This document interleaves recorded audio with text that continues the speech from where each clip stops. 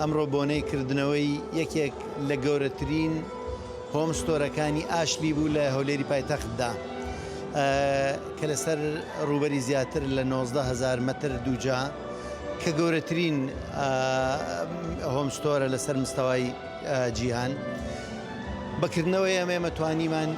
پێداویستی زۆربەی مشتریەکانمان دابین بکەین بۆ یەک دوو لە هەمووی گرنگتر لەم کاتی ئەزمە داراییانە کە هەیە ئەم مۆڵە فرسەی ئیشی بۆ 110 گەنجی کوڕوکچ مسۆگەر کردووە لە ڕووی ژینگەیشەوە تەڵەن هەر بۆ ئاگاداریتان ئێمە لەم بینایەدا بە بڕی 1500 تا 1600 ئەمپێر کارەبا بەرهەمێنین.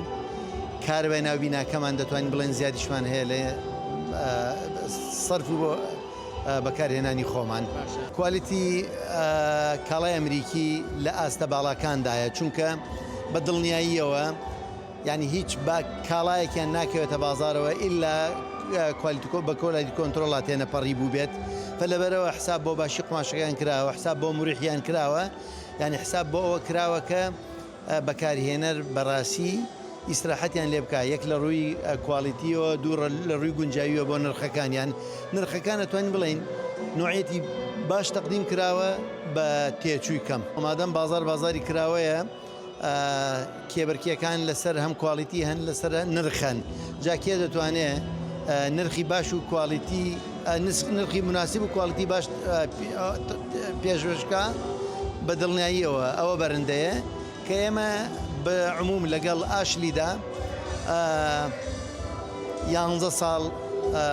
تەجروبەمان هەیە و لەگەڵ مۆبیلیاتیشدا 25 ساڵ و هەموو مەستەر و مەنشەکانمان بەکارهێناوە. ئەمە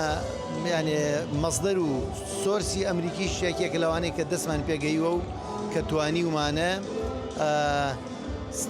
سێقە و متمانەی خۆمان لەگەڵ مشتری بەکارهێنەکانمان کوردستان بۆ کۆمپانیەکان لەبارە هیچ گرفتێک ڕوبەڕووی کۆمپانیەکان بازرگانەکان لە کاتی ئەمڕۆدا یان لە ڕۆژی کۆمڕۆدا کە ئیستیقرارێکی سیاسی و اقتصادی هەیە لە ناوچەکەدا یان ناوچەکە بەگشتی و عێراق بە تایبەتی و ڕۆژهەڵاتی ناوەڕاستیش بەڵام لە هەمان کاتدا کردنەوەی مۆڵێکی ئاوا هەر خۆی بۆ خۆی نیشانەی ئیستیقرار و نیشانەوەیە کە کۆمپانیای تر دەتوان ڕوو بکەنە ئێرە. ئاستی فرۆش چۆنە خەڵک زیاتر شتی گرانبەها دەکڕێ یان مەسەڵەن حەزی بە شتی فرۆش لە 4 مانگی ڕابردوودا بەهۆی مەسئلەی گرفتی بووجەوە لەدا پاشەکشەیەکی خراپی بخۆیەوە بینیوە هیوادارین ئەوە شانێ